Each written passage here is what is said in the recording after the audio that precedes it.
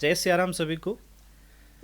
आज का जो ये वीडियो है वो वीडियो दिव्य दृष्टि की जागरण के ऊपर ही है, लेकिन ये वीडियो मेरे किसी अनुभव पे आधारित नहीं है या जो कुछ भी मैंने एक्सपीरियंस किया उसके आधार पे बिल्कुल नहीं है, या मेरी किसी गलती को दोहरा रहा हूँ, ऐसा कुछ नहीं है। ये वीडियो बनाया जा रहा है कि आपकी दिव्य दृष्टि जागरण में ईशोपनिषद, जो कि एक उपनिषद है जिसको ईसा उपनिषद भी कहा जाता है, ईशोपनिषद भी कहा जाता है, ये किस प्रकार से आपकी मदद कर सकता है। मैंने ऐसे ही इसको थोड़ा सा पढ़ा, और जब मैंने इसको पढ़ा तो मुझे समझ में आया कि जो ईशोपनिषद है वो डायरेक्टली तो किसी प्रकार से दिव्य दृष्टि को ना प्रमोट करता है, ना दिव्य दृष्टि के बारे में बात करता है, ना ही दिव्य दृष्टि एक्टिवेशन की कोई बात करता है, ना इसके अंदर दिव्य दृष्टि जैसे शब्दों का या तीसरी आंख, तृतीय नेत्र जैसे शब्दों का किसी प्रकार से कोई वर्णन किया गया हो, ऐसा नहीं है। लेकिन जब मैंने इसको पढ़ा तो इसके अंदर मुझे 5 वो टेक्निक्स देखने को मिली जो दिव्य दृष्टि जागरण में आपकी सहायता करती है। इसलिए मैंने सोचा कि क्यों ना आपकी दिव्य दृष्टि जागरण की ये जो यात्रा चल रही है, इस यात्रा में ईशोपनिषद किस प्रकार से मदद करेगा, और वो 5 कौन से ऐसे टॉपिक्स हैं, जो 5 ऐसे कौन से कार्य है या 5 ऐसे कौन से मेथड है जो आपको उस यात्रा में आगे ले जाने में ज़्यादा मदद करेंगे, या फिर आपकी यात्रा को आसान बनाएंगे, या आपकी यात्रा को और तेज़ बना देंगे। तो इसी का एक संकलन लेकर के मैं इस वीडियो में आया हूँ, जहाँ पे मैं बात करूँगा कि ईशोपनिषद किन टेक्निक्स का प्रयोग करने को कहता है। अच्छा, सबसे पहली चीज़ ये देखते हैं कि हम दिव्य दृष्टि जागरण की बात करते क्यों हैं, या दिव्य दृष्टि जागरण हम चाहते क्यों हैं, इसका मेन कॉन्टेक्स्ट क्या है, मतलब क्यों चाहते हैं हम, उद्देश्य क्या है हमारा। तो देखो, हमारा उद्देश्य होता है परब्रह्म की प्राप्ति करना, ब्रह्म के दर्शन करना, ब्रह्म को जानना, ठीक है, आत्मज्ञान की खोज करना, आत्म साक्षात्कार करना, इष्ट का साक्षात्कार करना, परब्रह्म का साक्षात्कार करना। और ईशोपनिषद में भी इसके बारे में चर्चा बहुत ही अच्छे तरीके से की गई है। तो हमारा अगर कॉन्टेक्स्ट देखें तो दोनों का कॉन्टेक्स्ट एक है। अब अगर हम दिव्य दृष्टि को एक ऐसे कॉन्टेक्स्ट में देखने की कोशिश करें जहाँ पे हम भौतिक जगत में कुछ चमत्कार कर सकें या ऐसा कुछ कर सकें, तो वो फिर इस वीडियो को ना ही देखें तो बेटर है, क्योंकि हम बात यहाँ पे परब्रह्म की कर रहे हैं, यहाँ पे कोई छोटी छोटी सिद्धि या फिर ऐसी साधना की बात नहीं कर रहे हैं। तो यहाँ पे जो 5 टॉपिक है वो मैं अब आपको आगे बताने जा रहा हूँ, लेकिन इससे पहले मैं आपको बता देना चाहता हूँ कि हमारे दिव्य संकल्प में मेडिटेशन क्लासेस शुरू हो गई है। तो अगर आप चाहते हैं कि आप अपनी दिव्य दृष्टि की यात्रा में हमें सहभागी बनाएं, आप अपनी आध्यात्मिक जागृति की यात्रा में हमारा सहयोग चाहते हैं, और आप हमारे दिव्य संकल्प के साथ में जुड़ करके और दिव्य संकल्प के क्लासेस में एनरोल करके आप अपनी यात्रा को और ज़्यादा अच्छे से फास्ट बनाना चाहते हैं और अपने लक्ष्य तक जल्दी पहुंचना चाहते हैं, तो आप हमारी मेडिटेशन क्लासेस ज्वाइन कर सकते हैं, जिसके लिए आप नीचे दिए गए व्हाट्सएप नंबर पे कांटेक्ट कर सकते हैं, या फिर डिस्क्रिप्शन में आपको व्हाट्सएप नंबर मिलेगा जिसके माध्यम से आप हमें कॉन्टैक्ट कर सकते हैं। साथ ही अगर आप ऑरा स्कैनिंग कराना चाहते हैं तब भी सेम नंबर पर आप हमें व्हाट्सएप करके और अपनी ऑरा स्कैनिंग भी करा सकते हैं। तो चलिए आगे बढ़ते हैं अब, और ये जानते हैं कि वो कौन से 5 मेथड्स हैं जो हमें बताए जाते हैं ईशोपनिषद में, लेकिन हम उसे समझ नहीं पाते।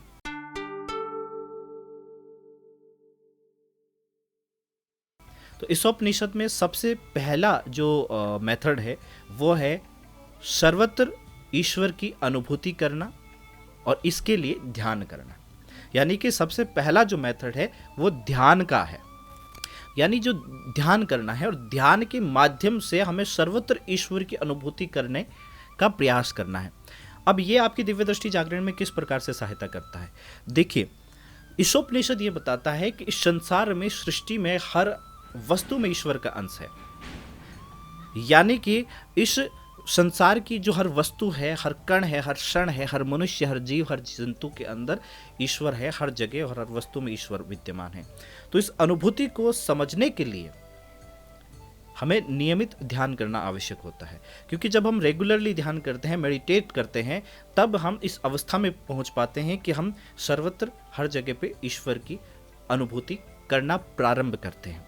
और दिव्य दृष्टि जागरण में ये बहुत मदद करता है, क्योंकि जब आप ऐसा करने लगते हैं तो आप सेंट्रिक हो जाते हैं ईश्वर पे, आप उसकी खोज में लग जाते हैं। और यही वो पल होता है जब आपकी दिव्य दृष्टि की जागरण की संभावना बढ़ जाती है। क्यों? क्योंकि दिव्य दृष्टि का अर्थ भी है कि आप वो चीज़ों को देखना चाहते, आप दृश्यमान होकर के उस चीज़ों को समझना चाहते हैं, यानी देख करके समझना चाहते हैं, सिर्फ सुन करके या सिर्फ पढ़ करके नहीं समझना चाहते, उसको जानना नहीं चाहते। तो आप जानना चाहते हैं और खुद अनुभव करना चाहते हैं, इसलिए आप ध्यान करेंगे और ये सब करेंगे। ध्यान के माध्यम से आप सर्वत्र ईश्वर की अनुभूति करने का प्रयास करेंगे, क्योंकि जब हम ये करते हैं तो हम आत्मज्ञान की तरफ आगे बढ़ते हैं, हमें हमारे मन में एकाग्रता मिलती है। क्यों? जैसे आप ध्यान कर रहे हो, मेडिटेशन कर रहे हो, वहाँ पे जब आप ईश्वर पे ध्यान लगाते हो, अपने इष्ट के ऊपर ध्यान लगाते हो, सबसे पहले नॉर्मल मेडिटेशन में बताया जाता है कि आप ईश्वर की, जो आपके इष्ट हैं, उनकी छवि पर, उनकी तस्वीर पे, या उनकी एक छवि अपने अंदर काल्पनिक छवि बनाए, उसके ऊपर आप ध्यान केंद्रित करें अपना। ये बहुत मुश्किल होता है, लेकिन ये मन की एकाग्रता को बढ़ाता है। और मन की एकाग्रता जब तक नहीं बढ़ेगी, आप आत्मज्ञान की तरफ आगे नहीं बढ़ेंगे। तो जब तक आप आत्मज्ञान की तरफ आगे नहीं बढ़ेंगे, तब तक आप सर्वत्र ईश्वर को नहीं देख सकते। और जब तक आप सर्वत्र ईश्वर को नहीं देखेंगे, आपकी दिव्य दृष्टि जागरण का कोई अर्थ नहीं रह जाएगा। मतलब दिव्य दृष्टि जागरण का मतलब क्या हुआ कि आपकी दृष्टि में दिव्यता का आना, जब आप अन्य उन चीज़ों को देख पाते हो, या उन अंशों को, उन सूक्ष्म तत्वों को देख पाते हो, समझ पाते हो, जान पाते हो, जो कि आप नॉर्मल अपनी आंखों से कभी नहीं देख सकते। और ऐसा जो ध्यान हम करते हैं, तो वो क्या करता है, धीरे धीरे हमारे अंदर आध्यात्मिक जागरूकता पैदा करता है। हमारे ज्ञान के पोर्टल्स, नए नए आयाम, डायमेंशंस को खोलता है। और हम जब नई नई डायमेंशंस में जाते हैं, नए नए पोर्टल्स को जब हम समझते हैं, तो ये दिव्य दृष्टि जागरण की, या जो हमारा तृतीय नेत्र जागरण या थर्ड आई एक्टिवेशन कह लो, उसकी दिशा में एक बहुत ही महत्वपूर्ण कदम है। फिर अगला जो स्टेप है वो आता है, सेकंड स्टेप, निर्विचार अवस्था में प्रवेश करना, जिसके लिए होता है मौन ध्यान, मौन में ध्यान। निर्विचार अवस्था यानी कि जब आप समस्त प्रकार के जो बाहरी विचार है उनसे मुक्त होते हैं। जब आप इन बाहरी विचारों से मुक्त होते हो, जब आपको बाहरी किसी प्रकार के रिश्ते का, किसी वस्तु का, किसी व्यक्ति का, अपने काम का, अपने जीवन का, अपने शरीर का या अपनी इच्छा का कोई विचार आपको तंग नहीं करता है, जब आप उन सारे विचारों से मुक्त हो जाते हो, अलग हो जाते हो, तब आप निर्विचार अवस्था में पहुंचते हो। और जब आप निर्विचार अवस्था में पहुंचते हो, जब आप पूरी तरीके से अंदर से और बाहर से मौन हो जाते हैं, तब आप आगे बढ़ पाते हैं आत्मज्ञान की तरफ, आत्म साक्षात्कार की तरफ, ब्रह्म के साक्षात्कार की तरफ। आप सूक्ष्म तत्वों को देखने लगते हैं, सूक्ष्म तत्वों को समझने लगते हैं। आत्म साक्षात्कार, ब्रह्म का साक्षात्कार तो एक आगे का पार्ट हो गया। उससे पहले आप सूक्ष्म तत्वों को, सूक्ष्म जगत को समझते हैं और उसको उसमें एंटर करते हैं। आप उनके साथ में व्यवहार करने लगते हैं, आप उनको समझना शुरू करते हैं। ईशोपनिषद ये कहता है कि योग के बिना, योग के अभ्यास के बिना ब्रह्म को देख पाना संभव नहीं है। यानी कि ईशोपनिषद ये कहता है कि योग का अभ्यास अगर आप करते हैं तो ब्रह्म को देख सकते हैं, यानी ब्रह्म का साक्षात्कार आप कर सकते हैं। तो दिव्य दृष्टि भी इसी रास्ते पे ले जाती है, जहाँ पे आप दर्शन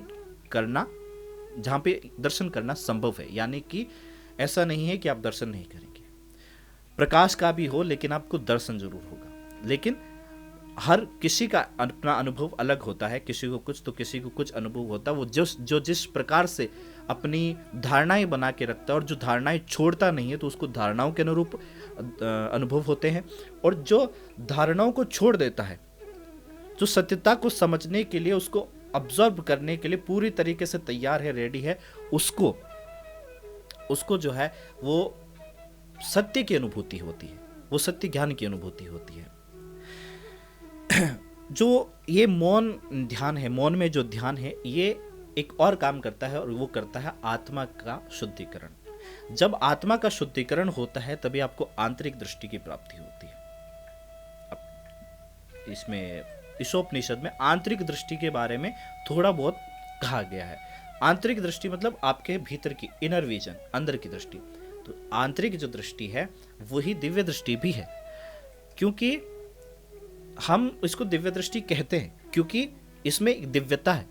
अगर हम किसी और युग में होते तो शायद हम इसको दिव्य दृष्टि ना कहते, जैसे द्वापर युग से तो इसको दिव्य दृष्टि कहा जा रहा है, लेकिन महाभारत काल से तो, लेकिन उससे पहले भी कहते होंगे, मुझे कोई ज़्यादा इसके बारे में कोई वो मालूम नहीं है।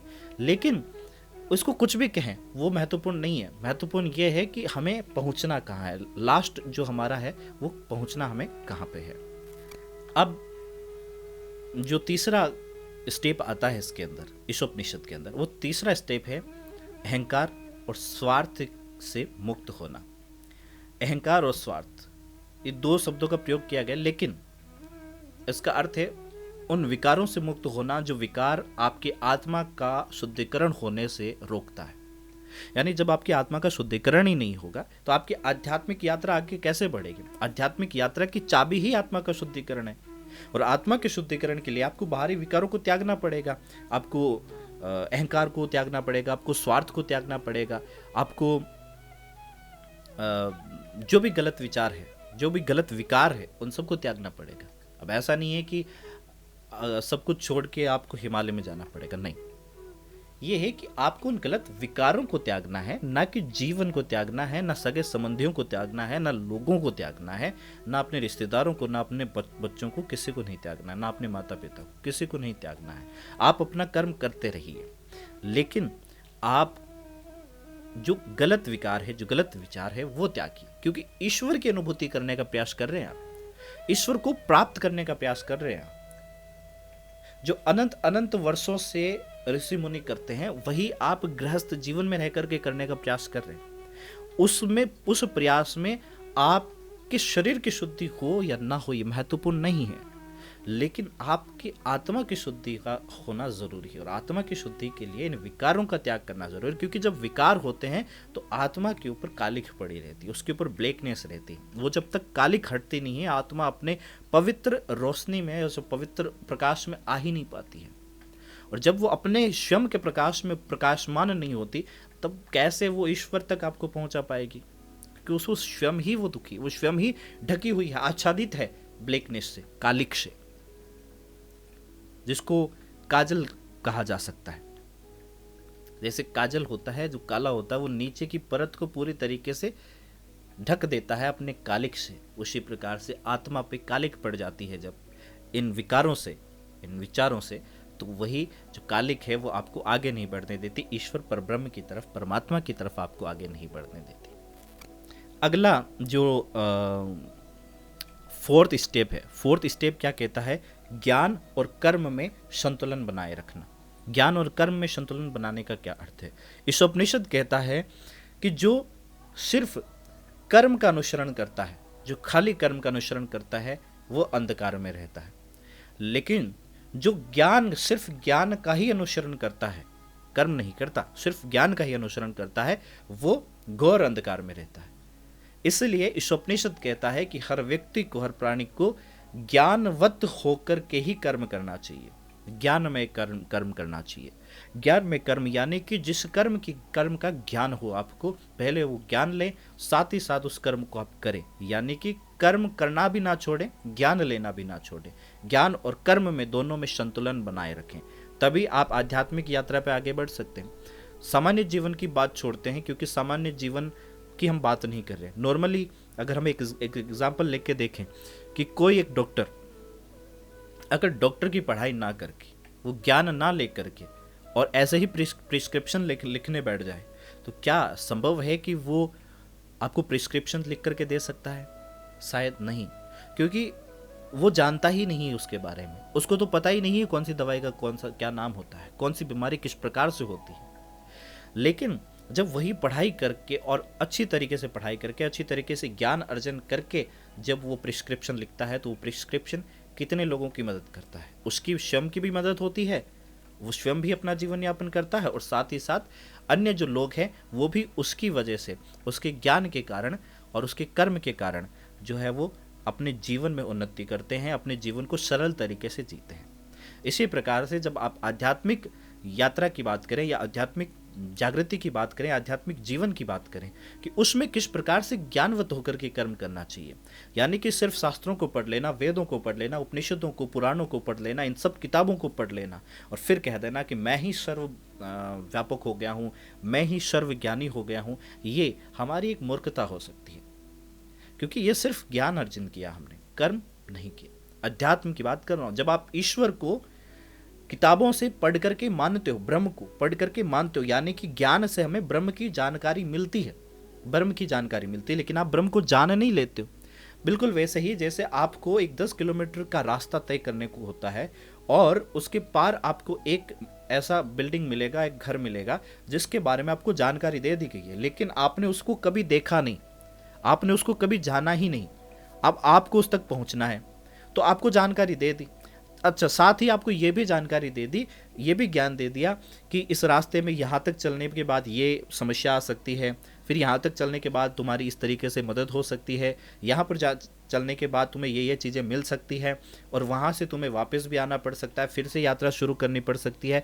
तो वो हर चीज़ बता दी जाती है। अब ये जो ज्ञान उसने दिया, जो ज्ञान उसको मिला उस मंजिल के बारे में और उस रास्ते के बारे में और रास्ते की हर चीज़ के बारे में, वो ज्ञान क्या करेगा, वो जानकारी क्या करेगी, वो उसके रास्ते को आसान कर देगी, उसकी यात्रा को आसान कर देगी। क्यों? क्योंकि उसको हर चीज़ लगभग पहले से पता है। कुछ नई चीज़ें होगी जो वो झेल लेगा, लेकिन अगर शुरुआत में उसको कुछ ना बताया गया हो तो उसको सिर्फ ये बता दिया जाए कि एक मंजिल है जहाँ तक तुम्हें पहुँचना है, कैसे पहुँचना है ये रास्ता ना दिया जाए, तो ये रास्ता अगर उसको ना दिया जाए तो वो भटकता रहेगा, शायद उस मंजिल तक पहुँचने में उसको पता नहीं कितने साल लग जाए, पहुँचे भी या ना पहुँचे इसकी भी कोई गारंटी नहीं है। लेकिन जब रास्ता बता दिया है तो उसी रास्ते पे उसको चलना है, मेहनत करना, अगर वापस आ गया तो फिर से चलो, वापस आ गया फिर से चलो, अपनी योग्यता को बढ़ाओ। तो ज्ञान जो है वो ब्रह्म की जानकारी देता है, लेकिन ब्रह्म के बारे में आप जान नहीं लेते हो। ब्रह्म को जानना अलग है और ब्रह्म के बारे में जानकारी लेना अलग है। तो ब्रह्म के बारे में जानकारी आपको ज्ञान से मिलती है, पुस्तकों से, इन सब से मिल जाती है, लेकिन जब आप ब्रह्म को जानते हो वो अलग पार्ट हो गया। जब आप उस रास्ते पे चलते हो, जब आप अध्यात्म में वो कर्म करते हो, वो साधना करते हो, अपने आप को तपाते हो, तब आप आगे बढ़ते हो, आप ब्रह्म की तरफ बढ़ते हो। जब आप ब्रह्म को जानते हो उस समय आपके अंदर वो सत्य ज्ञान ऑब्जर्व करने की क्षमता होनी चाहिए। क्योंकि बहुत सारे लोग ऐसे होते हैं जो पहुंचते हैं किसी एक निश्चित माइलस्टोन पे पहुंचते हैं, लेकिन वहां पहुंच करके वो इसलिए आगे बढ़ना बंद कर देते हैं, इसलिए वहां से वापस लौट आते हैं क्योंकि उन्होंने किताबों में कुछ और पढ़ा था और वहां पे उससे कुछ और मिल रहा है या कुछ और सिखाया जा रहा है, जिसे वो एक्सेप्ट नहीं कर पा रहा है क्योंकि उसके अंदर अहंकार है। जो हमने इसके पहले वाले पॉइंट पे बात करी थी, अहंकार का त्याग करना पड़ता है। आपने जो कुछ सीखा आप ये मत समझिए कि वही सब कुछ है। जब आप आगे जाएं तो हो सकता है कि आपको कुछ ऐसा मिले जो बिल्कुल उसके विपरीत हो जो आपने सीखा था, लेकिन वो रास्ता बताने के लिए अच्छा था, आपको उस जगह तक आपको पहुंचा दिया गया। और क्योंकि हर एक व्यक्ति का अलग अलग अनुभव होता है, इसलिए कभी भी किसी और व्यक्ति ने क्या अनुभव करा ये पकड़ के ना बैठे, क्योंकि वो व्यक्ति कुछ और अनुभव कर रहा है और आपको कुछ और अनुभव होगा ही। ये जब दोनों की संतुलन हम बनाते हैं, ज्ञान और अध्यात्म में, ज्ञान और कर्म का जब एक संतुलन बनाते हैं, तो इसी से हमारी अंतः दृष्टि जागृत होती है, जो इनर विजन है वो जागृत होता है, जिसको हम दिव्य दृष्टि, थर्ड आई भी बोलते हैं, जो आपको सूक्ष्म जगत से जोड़ता है, जो आपको परब्रह्म से जोड़ता है, जो आपको ज्ञान के पोर्टल से जोड़ता है, जो आपको नए आयामों से जोड़ता है। उसके बाद लास्ट और पांचवा जो हमारा पॉइंट है, जो हमारा टॉपिक है, वो है परमात्मा का निरंतर स्मरण और जप और ध्यान। ध्यान के बारे में ऑलरेडी हमने पहले ही चर्चा कर ली है, अब आया है पार्ट जप का। ईशोपनिषद हमें यह सलाह देता है कि परमात्मा का निरंतर स्मरण करते रहना और चिंतन करना हमारे अंतः दृष्टि जागृत करने में हमारी सहायता कर सकता है, यानी कि परब्रह्म तक पहुंचने में हमारी सहायता करता है। यानी कि परमात्मा जो है, ईश्वर जो है, आपके इष्ट जो है, उनका जप करना हमेशा, और मतलब स्मरण मतलब जप होना, उनके बारे में विचार करना, और चिंतन मतलब उनके बारे में विचार करना, उनके चरित्र का चिंतन करना, उनकी लीलाओं का चिंतन करना, ऐसा भी होता है। बहुत सारे लोग सिर्फ चिंतन करते हैं, कुछ लोग सिर्फ जप करते हैं, कुछ लोग सिर्फ ध्यान करते हैं, कुछ लोग है ध्यान जप दोनों करते हैं, कुछ लोग ध्यान जप और चिंतन तीनों करते हैं। तो अलग अलग सब लोग अपने अपने रास्ते को फॉलो करते हैं, लेकिन आप जप और चिंतन दोनों भी साथ में कर सकते हैं, और इससे आपको सहायता मिलती है कि आप उस आयाम में पहुंच पाएँ, आप उन अपने लिमिट्स को, अपने उन बॉर्डर्स को क्रॉस कर पाएँ जो बॉर्डर्स आपके लाइफ में बन रखी है, और जिनके व्याप पे हम ये समझते हैं कि ये जर्नी बहुत ज़्यादा मुश्किल है या फिर वहाँ तक पहुँचना ही संभव नहीं है। ईशोपनिषद जो है, ईशोपनिषद में मंत्र किसी प्रकार से अलग अलग बहुत सारे मंत्र नहीं बताए गए हैं जप करने के लिए। उसमें सिर्फ ओम का ही मंत्र बताया गया है कि ओम का आप जप करें और ध्यान की गहरी अवस्था को प्राप्त करें। जब आप ज्ञान की गहरी अवस्था में जाते हैं तो आप ईश्वर से जुड़ते हैं और आपकी आंतरिक दृष्टि जो है वो ईश्वर जागृत करता है। इसको हम देव दृष्टि भी कह सकते हैं। एट द एंड आकर के हम इसको दिव्य दृष्टि की जगह देव दृष्टि भी कह सकते हैं। ये भी कोई बड़ी बात नहीं, क्योंकि एक देवता ही आपको वो योग्यता प्रदान करता है, वो आपके इष्ट, आपके ईश्वर ही वो आपको योग्यता प्रदान करते हैं जो आपको उस पार देखने में हेल्प करता है जो नॉर्मल आंखों से नहीं देखी जा सकती। लेकिन सिर्फ ओम का जप ना करके आप अपने इष्ट के किसी मंत्र का जप सही तरीके से कर सकते हैं, दिव्य दृष्टि के लिए उम्मीद से कर सकते हैं, और उनका चिंतन और स्मरण करके भी आप बिना किसी मांग के भी ऐसा कर सकते हैं, जिसमें दिव्य दृष्टि जागरण की संभावना है। लेकिन कितनी है ये मैं नहीं कह सकता, क्योंकि जब आप कोई चीज़ मांगते हो, लगातार मांगते हो, तो वो चीज़, क्योंकि आप एक ही मंजिल पे सेंट्रिक हो गए, तो वो चीज़ आपको थोड़ी जल्दी मिल सकती है। लेकिन जब आप नहीं मांगते हो तो आपको कुछ भी मिल सकता है, और हो सकता है कि दिव्य दृष्टि से भी बहुत बड़ी कोई चीज़ मिल जाए। हालांकि दिव्य दृष्टि कोई अंतिम मंजिल नहीं है, अंतिम लक्ष्य नहीं है। दिव्य दृष्टि वो टूल है जो इसके बाद आपके यात्रा को आसान कर देती है और आपको और ज़्यादा फास्ट स्पीड से आगे बढ़ने में मदद करती है। इसलिए इसे एज ए टूल ही हमें लेना चाहिए। तो ये जो 5 टॉपिक्स थे जो ईशोपनिषद के अंदर बताए गए हैं, ये मैंने आज के इस वीडियो में आपसे चर्चा की है, और मैं उम्मीद करता हूँ कि आपने इस वीडियो को बड़े आराम से अंत तक देखा होगा और समझा होगा कि किस प्रकार से दिव्य दृष्टि जागरण में ईशोपनिषद मदद कर सकता है, या ईशोपनिषद क्या कहता है, या जो 5 टॉपिक्स हैं इनको किस प्रकार से, 5 जो एस्पेक्ट्स हैं इनको किस प्रकार से आप फॉलो करके और आगे बढ़ सकते हैं लाइफ में। सो इस वीडियो में इतना ही, फिर मिलते हैं अगले किसी और वीडियो में। तब तक के लिए आप अपना आत्म जागृति का प्रयास करते रहें, अपनी दिव्य दृष्टि का प्रयास करते रहें और दिव्य दृष्टि प्राप्त करें। साथ ही आप साधना करते हैं, आप ध्यान करते हैं, जप करते हैं, आपको किस प्रकार के अनुभव होते हैं, या आपकी लाइफ में किस प्रकार की समस्याएं आती है, या आपको आध्यात्मिक उन्नति पर प्राप्त करने में, आगे बढ़ने में किस प्रकार की समस्याएं आती है और क्या अनुभव होते हैं, वो हमें आप कमेंट के ज़रिए ज़रूर बताएं। और हमें अपने वीडियोस में किस प्रकार के इम्प्रूवमेंट करने चाहिए ये भी आप हमें ज़रूर बताएं, ताकि हम अच्छी क्वालिटी का कंटेंट, अच्छी क्वालिटी की जानकारी आप तक पहुंचा सकें और हम अपने कंटेंट जो डिलीवरी सिस्टम है उसमें सुधार कर सकें। सो इसके लिए मैं आपका इंतज़ार करूंगा कि आप कमेंट के माध्यम से हमें ज़रूर बताएंगे अपने अनुभव, और आपके जो भी हमारे लिए सजेशंस होंगे वो सजेशंस, हम इन सजेशंस का इंतज़ार करेंगे।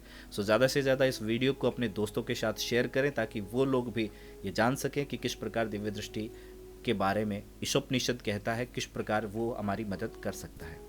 सो जय सिया राम सभी को।